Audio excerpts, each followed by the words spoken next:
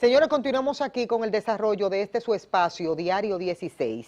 Miren, uno se siente sumamente complacido cuando ya comienza la parte de este programa que es de entrevistas y yo tengo que iniciar con una persona de lujo y muy importante para este espacio, el doctor Sergio Sarita Valdés, que siempre llega a este espacio en el momento adecuado, donde hay tantos temas que tratar, de cosas positivas, pero también de cosas negativas, y vamos a tratar en el tiempo que tenemos, de utilizar lo más que se pueda para que ustedes puedan escuchar a este hombre que un lujo tenerlo en cualquier medio de comunicación.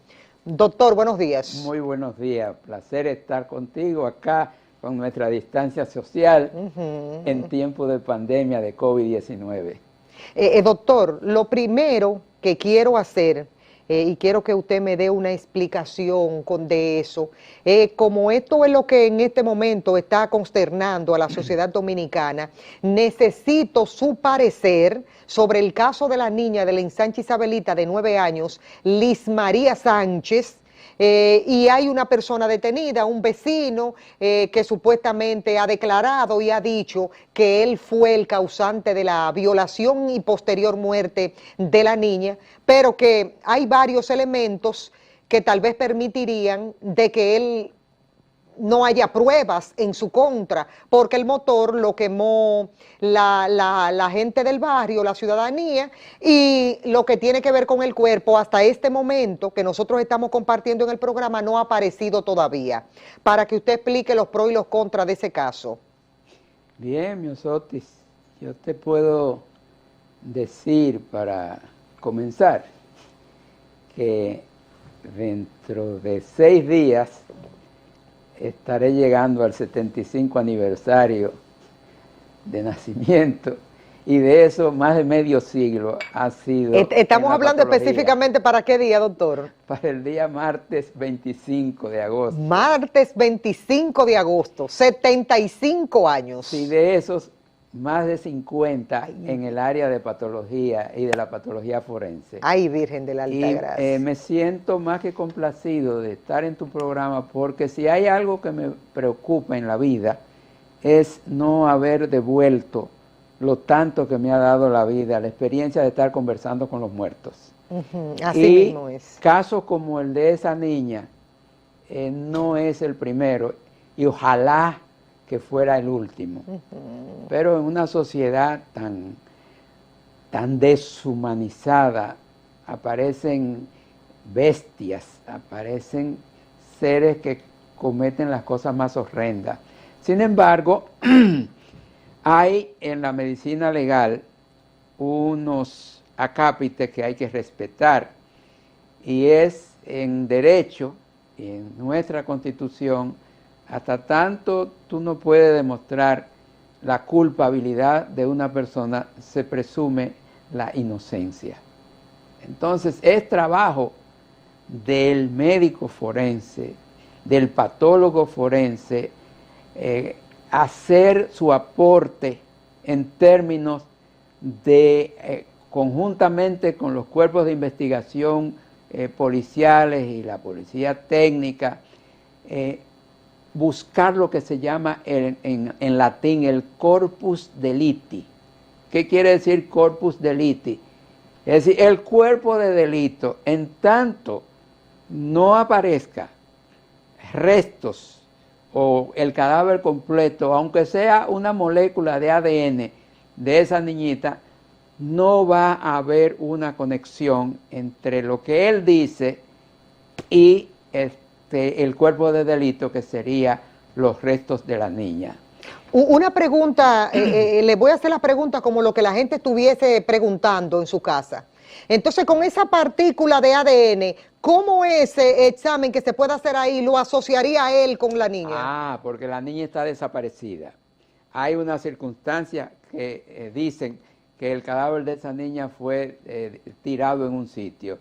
Y si fue tirado en las aguas del mar Caribe, en una zona específica, y aparecen pequeños restos de humanos, y se hacen los estudios y el ADN demuestra que es de la niña, ya hay una conexión. Ok, ya hay una conexión porque esa es la información que él ha dado. Entonces ya tú puedes dar ese hallazgo de esas partes de esa niña, lo conectan con lo que las circunstancias y los datos, las investigaciones han recogido. Lo de quemar el motor. Eso es un error porque en ese motor pudieran haber trazas que ayudan a conectar el perpetrador con el crimen mismo, porque secreciones, sangre, orina que puede salir de la envoltura en la que supuestamente él llevaba el cuerpo de la niña para tirarlo al mar, eso se pega en la superficie del asiento o de la canasta, de lo que fuera del vehículo, y entonces se pueden tomar muestras de eso y hacer estudios en tiempo real de PCR y demostrar que en esa partícula pudieran haber fragmentos de ADN de la niña. Pero si fue quemado, ya no hay posibilidad. No, porque si fue quemado, probablemente la acción del fuego desnaturaliza las proteínas y los materiales que pudieran servir de pista para asociarlo a la fallecida, a la víctima. Ajá, doctor, ¿y cómo uno se imagina que una autoridad se lo lleva a él y no se lleva el cuerpo del delito? Es que todavía falta mucho por nosotros avanzar. Yo siempre he dicho que la investigación médico-forense en nuestro país está en pañales. Y me he estado quejando eternamente porque yo pensé, y te lo he dicho en tu programa, que en el 96 con el ascenso de un gobierno y tú tenías un abogado en ejercicio que era presidente de la República y que venía un nuevo camino y todas estas cuestiones, la medicina forense iba a dar un salto, iba a avanzar hacia adelante. Pues mira, pasaron 20 años y todavía más. Increíble. Y nosotros seguimos clamando en el desierto. Sí. Seguimos lamentando, pidiendo, y ya debían cambiarme el nombre, llamarme el necio de la televisión.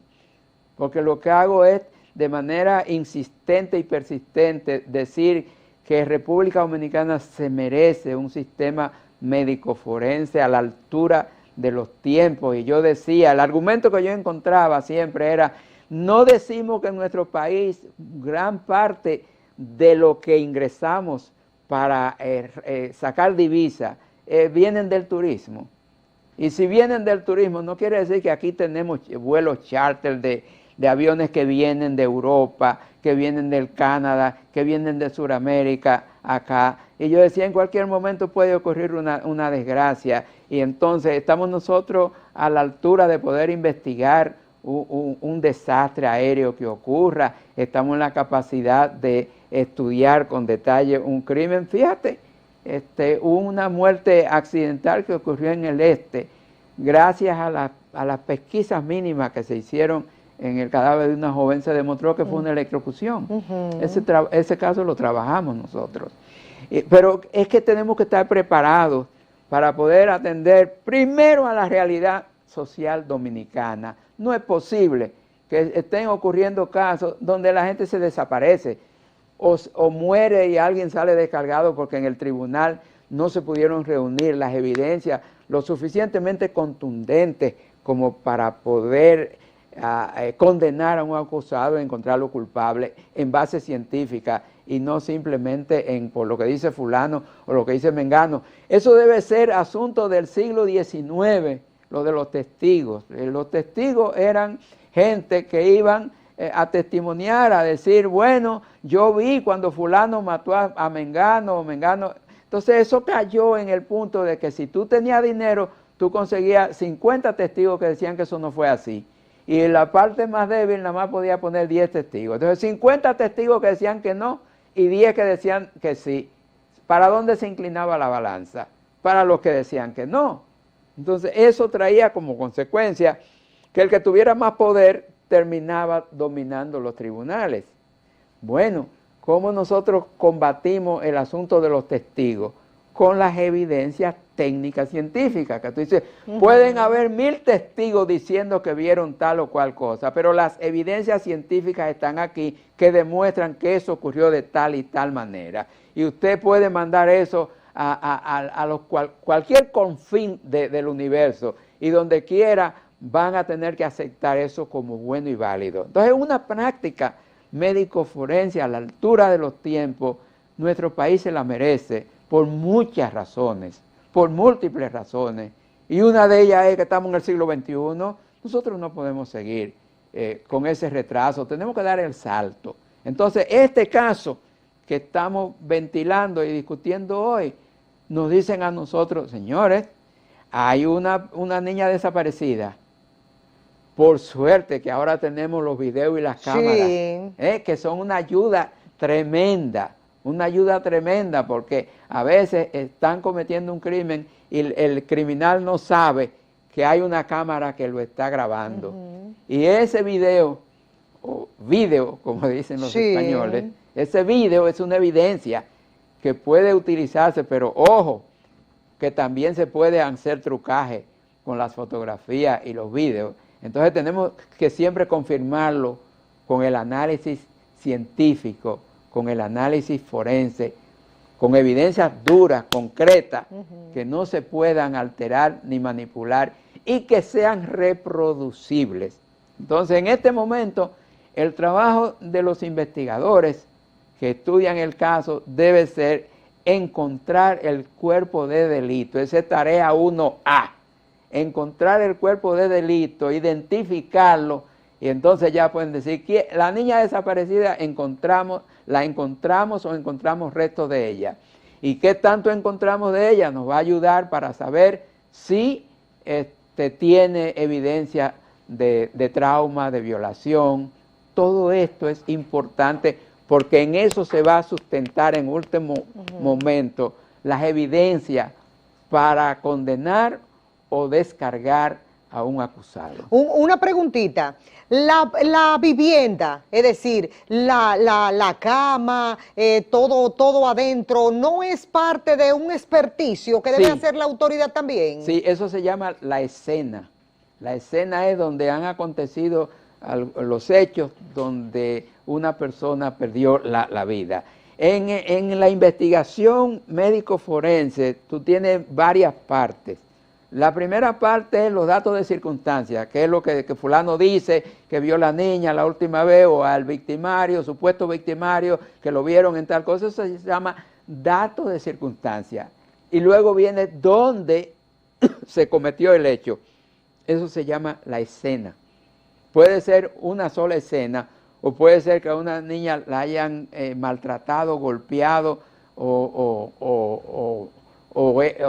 alterado de una manera que la mueven luego a otro lugar. Entonces la escena primaria o escena A es donde primero se injurió, se maltrató, y pudiera haber una escena B a donde murió, porque puede que de ahí la llevaran a otro sitio y la abandonaran en un sitio. Entonces está la escena, si aparece en el mar Caribe, esa es otra escena, pero esa es una escena secundaria.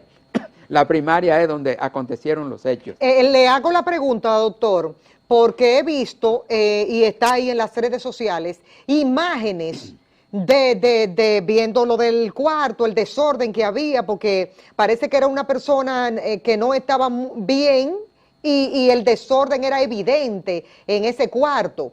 Entonces uno se pregunta, y si uno está mirando las imágenes, quiere decir que alguien tuvo acceso y tomó esas fotografías. Lo primero que tienen que hacer las autoridades, y es trabajo de la policía, acordonar la zona. La zona, ahí no debe entrar nadie porque contamina, y esa zona debe estar como la dejaron quienes actuaron ahí o quien actuó ahí, virgen, tal y como lo encontraron. Entonces eso se acordona y se tira una cinta. ¿Tú has visto esa cinta amarilla que se pone alrededor? Ahí no entra nadie, solamente los investigadores. Lo grande del caso es que estos son temas que se repiten de manera cotidiana y la autoridad como que no capta.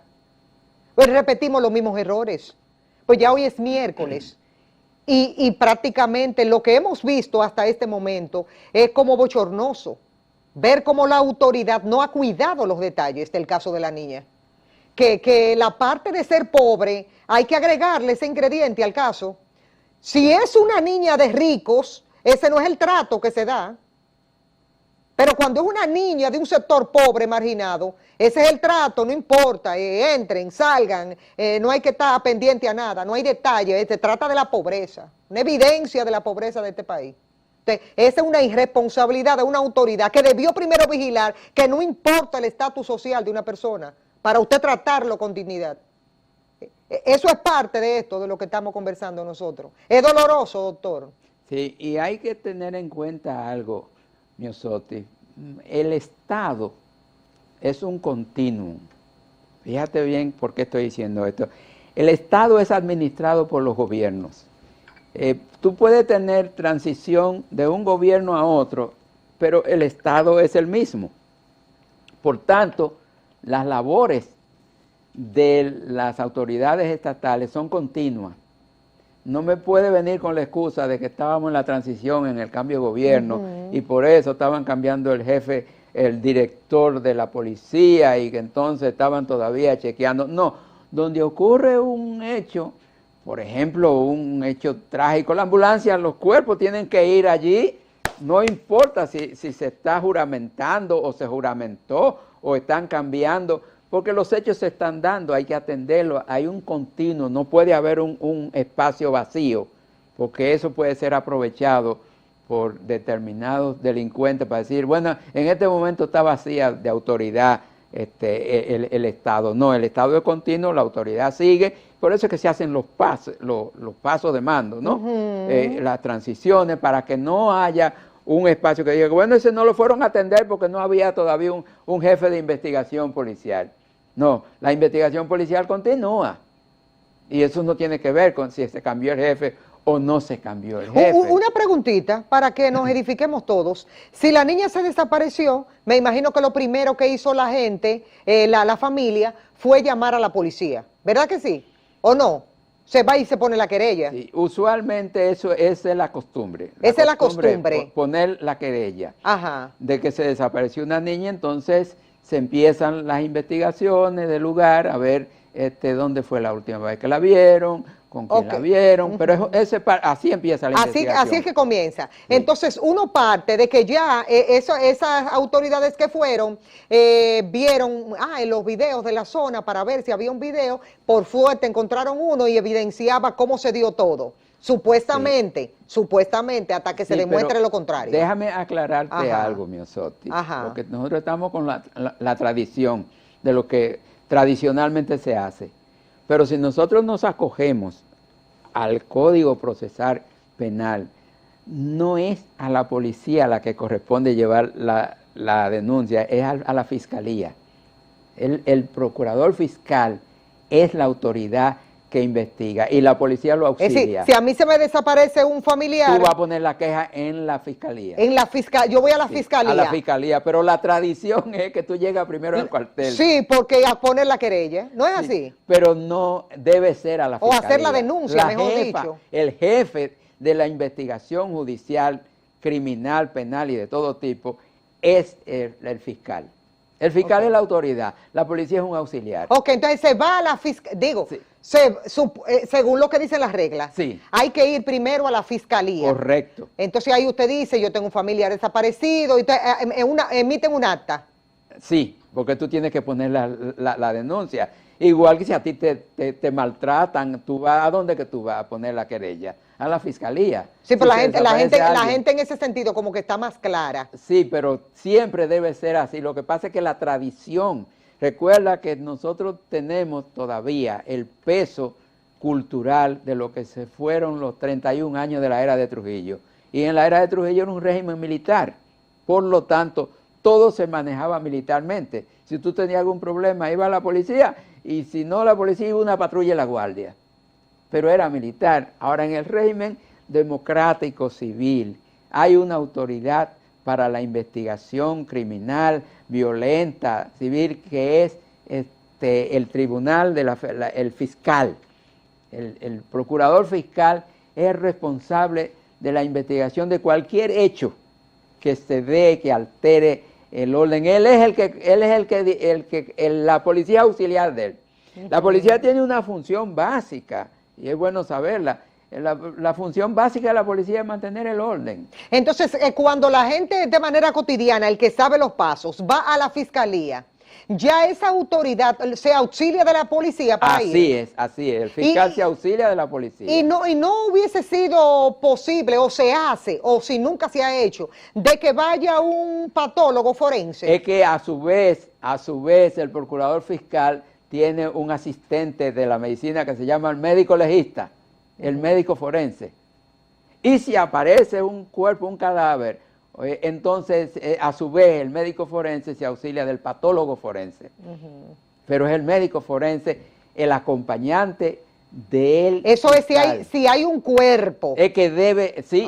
Pero en el caso de que la niña era en ese primer momento desaparecida. Todavía no es ese médico forense tiene que investigar también el área. No, el médico forense va a hacer el trabajo cuando lo llamen y le digan, aquí hay un cuerpo. Entonces él entra ahí. Hasta que no aparezca el cuerpo, el médico forense no tiene función. ¿Y quién se encarga entonces de la custodia, de lo que tiene que ver con el motor, de lo que tiene que ver con acordonar el área, por ejemplo, la habitación que es vital, donde estuvo el niño? Fiscal, el procurador fiscal. Esa es la autoridad de investigación. Él es el dueño. Es decir, que si se ha violentado, él es el responsable. Lamentablemente es así. Él es el responsable. Sí. Porque él es el jefe de la investigación. Sí. Es decir, que si ahí se han violentado los procesos, el procurador fiscal es el responsable. Así es. Así dice la ley. Así dice la ley. Doctor, vamos a cambiar un poquito de tema. Ok. Nosotros estamos estrenando nuevas autoridades. La gente siente que como que hay un nuevo chance y una nueva oportunidad de ver si las cosas comienzan a mejorarse en diferentes ámbitos, y dicen por ahí que la esperanza es lo último que se pierde. De lo que usted ha escuchado, que ese pasado domingo dijo el presidente Luis Abinader Corona cuando se estrenó, de las medidas y de ese discurso, la opinión en ese sentido para partir de ahí del doctor Sergio Sarita Valdés. Mira, Miosotis, como te he reiterado en ocasiones múltiples anteriores, yo un día de esto voy a tener que hacerme un estudio de la cabeza, porque yo creo que tengo un tumor que se llama optimoma. Yo soy optimista, yo tengo un tumor positivo dentro de mi cráneo, y yo siempre le doy lo que se llama el cheque en blanco a la persona. Yo creo que la persona es buena y está bien intencionada hasta que me demuestra lo contrario. Pero parto del principio de que lo bueno, la bondad, lo positivo es lo que está, y es el tiempo el que me da. A mí el discurso me gustó, pero recuérdate que mi abuela me decía que la palabra se la lleve el aire y que el papel aguanta todo. En última instancia son los hechos, y el devenir, el desarrollo futuro, el que nos van a ir diciendo si palabra, si escrito, se corresponde con las acciones concretas que se realizan. Yo pienso que el presidente, para suerte del país, es un profesional de la economía, es un economista, y es algo que nos cae ahora como una bendición, porque la pandemia es un problema sanitario, pero tiene ahora una complicación, una resultante seria en el orden económico. Entonces, qué bueno que tengamos un economista en las riendas del poder, porque conjuntamente con la pandemia tiene que bregar con problemas bien serios, que es la economía del país, como parte íntegra de una economía mundial que está sintiendo los efectos dañinos como un huracán que le está causando la pandemia. Entonces, yo diría, en buenas manos está el pandero. Ahora, lo que sí tenemos es que todos los agentes alrededor del presidente, todas las instancias, todos los sectores, en este momento tienen que bajar banderas. Aquí no puede haber bandera partidaria de colores. Es el país, es la nación que necesita del concurso de todos. Tú no puedes en medio de una tormenta, en medio de un ciclón, en medio de un incendio, empezar a decir que yo no estoy de acuerdo porque yo soy de este color. No, ahí va todo el mundo a auxiliar. Entonces, el jefe de Estado, su gobierno en este momento, necesitan por razones vitales de la cooperación y el auxilio de todos y de todas las dominicanas y de todo el género, de todas las edades, todos los sectores, todas las religiones, iglesias, tienen que actuar al unísono, sumándose. Yo he dicho que en este momento el país, la nación, la patria dominicana, pudiéramos compararlo con una orquesta, con una sinfónica, donde cada participante toca un instrumento y está llamado a tocar su instrumento afinadamente con el director en la batuta. Si una cosa yo critiqué duro a las autoridades pasadas fue la disonancia que había como si hubieran dos maestros de música, y entonces una cosa a veces decía el ministro de Salud y otras cosas decían por el Palacio. Digo, eso es dañino, eso es dañino para enfrentar una pandemia, porque ¿con quién voy?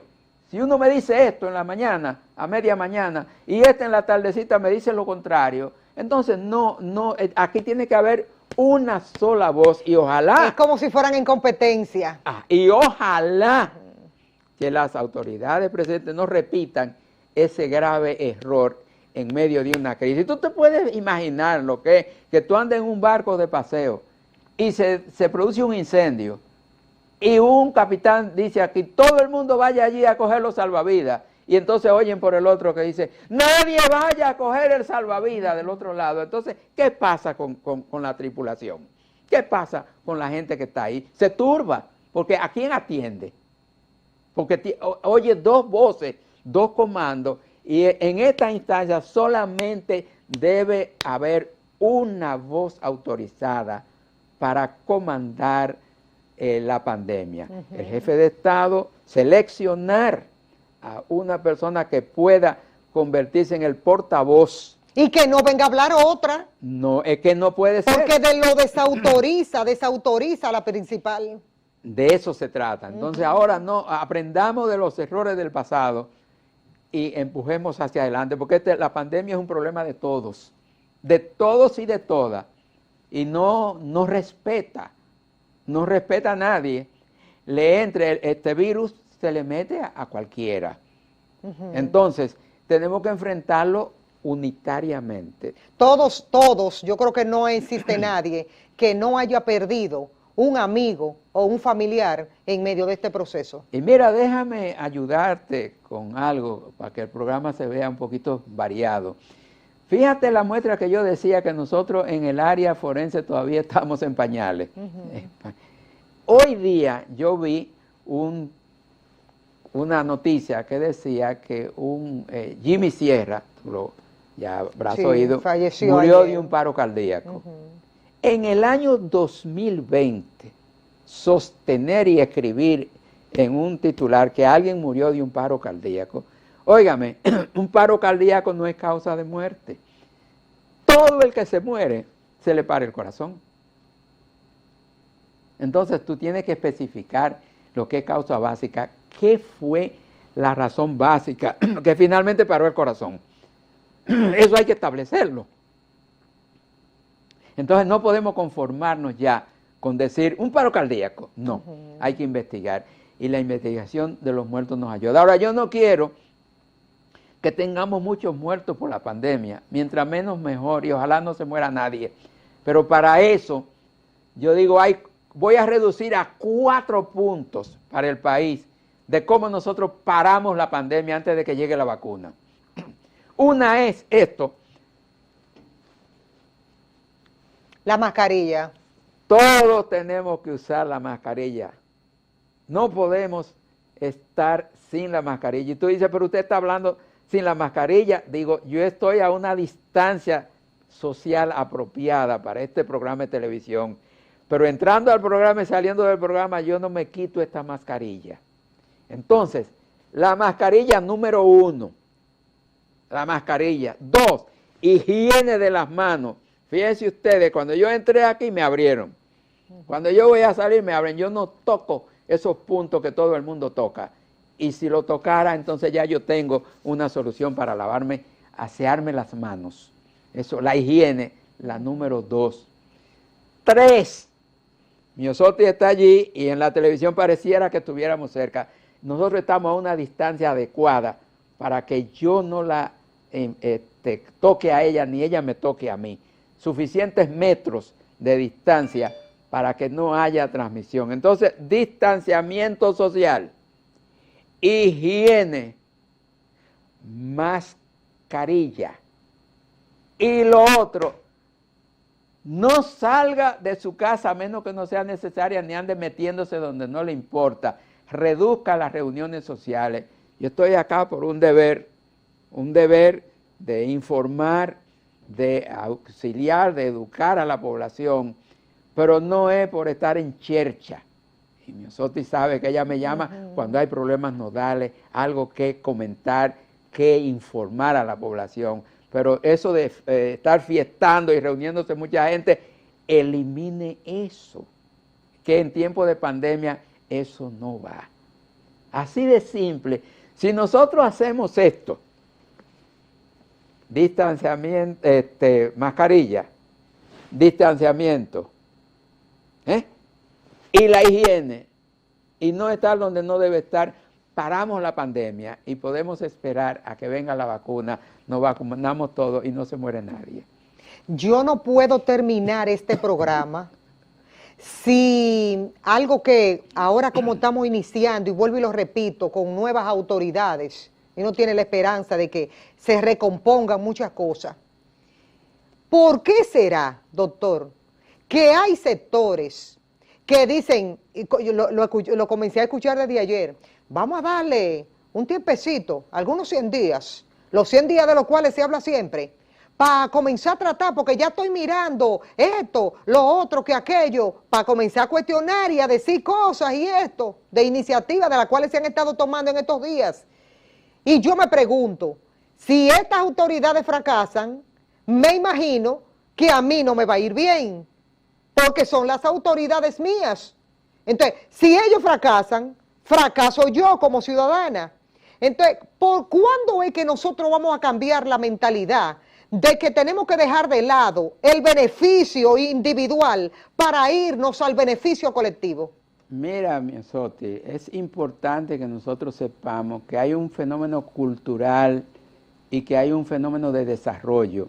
En la medida en que el país se desarrolla y la fuerza productiva emplean a las personas en labores que no sea que el empleo depende del gobierno, entonces vamos a dejar a las autoridades funcionar. Mira, yo viví en Estados Unidos, corrido, unos 15 años, y tú sabes que cada 4 años hay elecciones.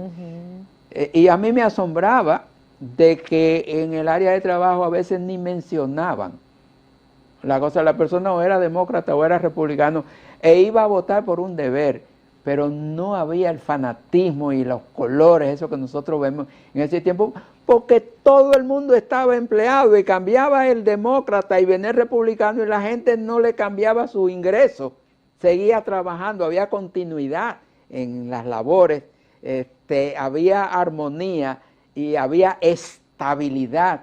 Ahora resulta que con el problema del desempleo y las limitantes del desarrollo, entonces tú tienes que insertar, digamos, 600,000 y sacar 600,000. El neto es que tú sigues con 600,000 desempleados.